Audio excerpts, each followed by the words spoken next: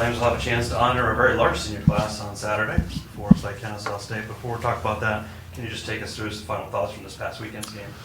Yeah, just you go back and look at that, and with about 7 minutes to go, you're feeling really good about how you're playing. In the third quarter, I think it was up 28-7. Had all the momentum. Came out of halftime, played our best probably third quarter out of halftime in a while. That was a big emphasis there, is learning to come out fast in the third quarter. Both sides of the ball did that, and then they were able to get a drive, and then we turned it over, and it was just it was a comedy of errors after that. And we just couldn't. Once they got a little momentum, you could just sense it on our sideline. It was almost like, all right, here we go, and we didn't have an opportunity. Nobody could figure out how to stem it and stop it, which was frustrating because we were still in a good position, had the opportunity to win the game, and so until we figure out to continue to learn how to fight through some of those things, we're going to have those same challenges and disappointments. So it was disappointing that we couldn't find a way to finish because we played well for three quarters. Now we got to turn around here and we do. You mentioned the senior class. Obviously, the opportunity to play in a bowl game is gone, and so now you're trying to play spoiler. Kennesaw is playing really, really well. And obviously, I think if they win, they're in the conference championship game there. So they're coming to play with everything they have, and so and then we got to find out what we're made of as far as individuals. Because you don't have the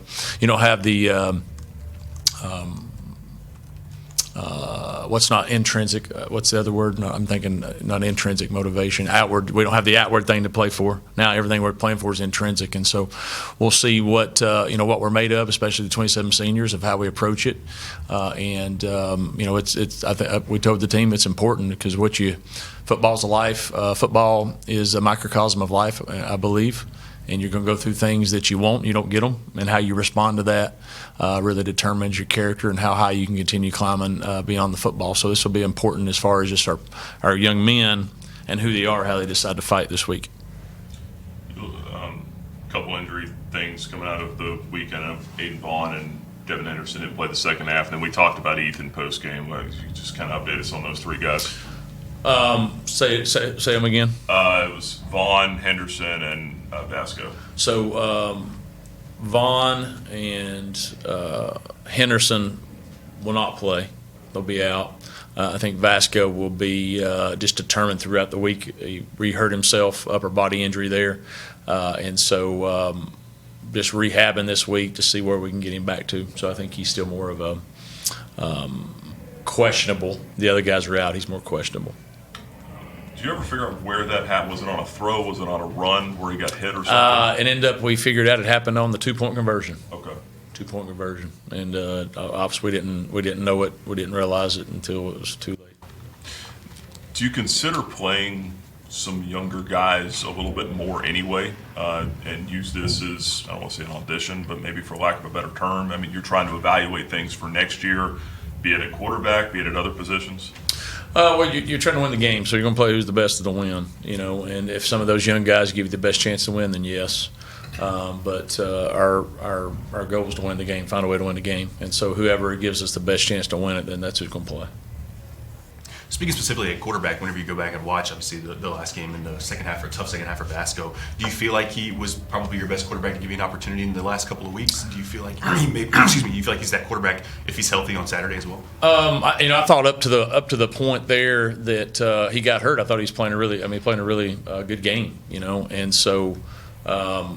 And then once he got hurt, we didn't know he got hurt at the time, he lost a lot of zip on his throws, and we obviously didn't do a good enough job as coaches to maybe change what we needed to change a little bit until it was too late. As far as we didn't know it, as far as maybe you call some different things, maybe not try to call shorter passes and some things where it wouldn't matter as much. And so I think up to that point, though, he was playing really well. You're up, you scored 28 points. That was a good defense. And then the thing that hurt us obviously is once he got hurt, from a communication standpoint, understanding, hey, maybe I can't throw certain things. He needs to do a better job of communicating that with us. He's a tough kid. It's one of his traits. He needs to communicate that with us. Say, hey, I'm struggling with certain things. Can we, maybe we do some different stuff, and that way maybe we could adjust it a little bit better. At the end of the day, we still had opportunities to win the game and couldn't do it even with some of those things. And so, but at the time, you go back and look, hey, his injury was maybe worse than we obviously knew, or maybe he knew it on. Then you make a change and you put somebody in there and say, hey, let's go try to win this game some way else. I don't know if we'd have done that. Yeah. Is there some motivation too with you? You talked about trying to play spoiler. And I talked to Reese Smith about this yesterday. He said the same. He was talking with his receiving group about it. A team that took something from you last year. Is it, you don't ever want to say revenge games, but is there a little bit of that for motivation this week? I don't know. You got so many different new guys here too. I mean, I've not brought it up. I mean, maybe some of the guys that remembered it last year, I'm sure getting rest of the field. Maybe that is a motivation for them. I think for me and us, we got to find a way to play 4 quarters and get no matter who it is. I mean, it's more. I put more just us focus on us and how we're going to play, how we're going to respond to the circumstances that we're in, and that's more been our focus. But some of the guys, I'm sure I know remembered. I do, and so they got a new staff too, though. Like it. So it's completely different and new, and so we just need to find a way to play well. A lot's been made about the continuity of your coaching staff. You've been together for quite some time, all the coordinators and everything. How do you feel like that helps you in a season like this? And then what are some of the negatives in a season like this where you feel like you're stuck in a rut? Maybe there's not a voice in the room. Do you feel like there's push and pull whenever you have a coaching staff that's been so close for so long?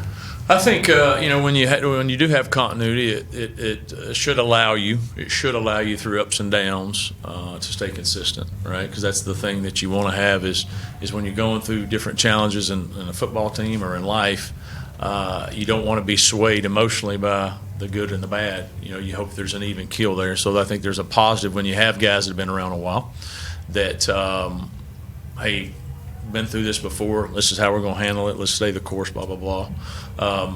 When we have been, you ask, is there a negative of having so many people around? I don't know if there's any negatives. I think when you go through a challenging season, especially one that that you feel like wasn't expected. It was one thing to, hey, you expected to lose whatever we've lost. Nobody expected that. I think when you go through something like that, then everybody takes a look back and say, hey, why is this happening? What's the why behind it? I know how it's happening. We're turning the ball over too much. We're not making the plays in key moments. So that's the how. Okay, so why is that? And I think then that's when you from a staff standpoint, you got to take a look back and say, hey, what do we need to do differently, or are we not doing what we're doing well enough? If that makes sense. And so I don't know if there's a negative of having continuity of that. I think there's always a positive in continuity, but also when you go through this, you question a lot of stuff. Ed or John online, anybody got anything? Yeah, JP, kind of building off of that, this is not a let's fire everybody scenario, but just the era of the transfer portal making it such that there's inevitably going to be change, and therefore there's just a natural understanding of how to address the patterns of what went right and what went wrong, because players are going to know that there are opportunities at Liberty or maybe opportunities elsewhere, and that creates the opportunity to build off of what went right this year and correct what did not. So what's your question there again? Is there an opportunity naturally, just because of the transfer portal, that there's going to be change to the roster, and therefore that's going to create an opportunity to reassess where things went wrong and build off what went right? Yeah, I mean, definitely there's going to be change. I think anytime you go through, what we're going through, there's going to be change. And that could be coaching staff change, because some guys might be like, hey, I need to go look somewhere else. Obviously, player-wise, this is we're in a position in college football today where with the money and all the different things that, hey, you got to produce. And you got to produce at the end of the day. And if you're making some money and you're not producing, then there's going to be, hey, we got to find some people that can produce at a better level. So I think there'll obviously be change in the transfer portal. There's going to be guys here that are really good players. They're going to try to go get paid a lot of money. We obviously got to go out and bring in people to fit the areas where we know we need to improve. And so there's going to be a lot. There's going to be a lot. There's been a lot. Every year with us, if from a standpoint of player-wise, we've lost a lot of good players over the last 2 or 3 years, and so we're not expecting anything to change this year. I do think we have a better plan of going after and targeting it's not just something we've looked at. We've known throughout the season where we're deficient in the areas that we got to improve, and so it's something that we've been focused on for a while now. To improve, and then once people go into the portal, then we have a good understanding at least of the areas that we want to attack, and then going together and putting the right packages together, hopefully to get the right players in here to help us get back to winning the conference. Thank you for that. You're welcome. Looking at Kennesaw State, you talk about it's obvious how good they are. Quarterbacks, right? Odom coming off a really good game. I think Williams has been good. What really stands out on both sides of the ball when you look at them on tape? I think defensively they play hard. They give you some multiple looks, and they play with a lot of confidence. Their offense is scoring a lot of points. Offensively, their quarterbacks are playing well. They play at a fast pace, and so they trust that their offense can go score points. So the defense can be very aggressive, knowing that their offense is scoring some points. And so I think it shows in the way they're playing there that they want to be aggressive defensively, because if they give up some points, they know their offense is scoring at a high clip, so they don't have to maybe play on their heels as much. And so, and the quarterbacks, you mentioned both of them, but Odom's playing really. He had a great game last week. They go so fast. They give him an opportunity to make some plays down the field, and he's playing at a high level right now. He's doing really well. And so we got our work cut out for us on that side of the ball of keeping guys in front of us and making sure we line up quick and not just giving up any big plays, making them have to drive the field. Jacksonville State beat them because they made them drive the field, didn't give up any explosives, and they turned it over. And that's the way you have to do it there. You got to make them drive the field and see if they can continue to do that. They've given up because when they get their explosives, they put a lot of points on the board. When you say aggressive, do you mean on defense like pass rush or DB? Pass rush, defensive backs, sitting on route, doing different things to get you off schedule, and they're good at what they do there. What have you seen the most improvement from Kennesaw State from last year? Last year they were a transitioning team to 2 wins, and this year obviously competing for the Conference USA Championship. So when you turn on the film, is it the athletes? Is it the coaching? What's most important? I think the quarterbacks they brought in are playing. Their system on offense, they're doing a nice job there. I think the previous coach left them some good players. They've got a couple good backs / receivers that are playing at a high level. They're already there. Obviously, they brought some quarterbacks in that. Both of them have played well. The Odom kids playing, pretty high level. So I think the quarterback has played well, and then they're just playing with confidence. They've got some new guys, no doubt, but I think what they've done is when they got rolling, got some momentum, and they're scoring so much points. And in our league, if you can score some points, you got a chance to win games. If you look at us in the games that we've lost, we've just not scored enough points, consistently, or not been able to get a stop when we need to. You go back as a staff, you're 4-4.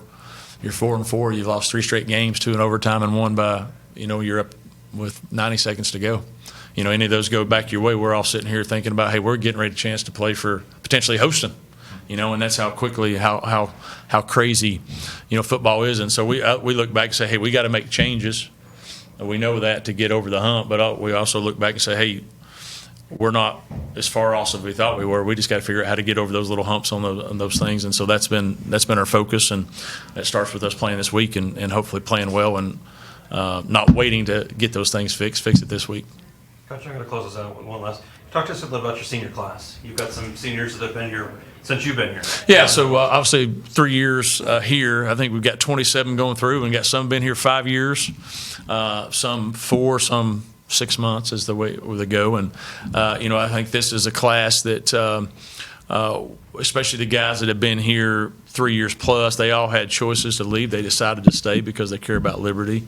They obviously brought a conference championship, brought a Fiesta Bowl, berth, and so they went through some highs and went through some lows.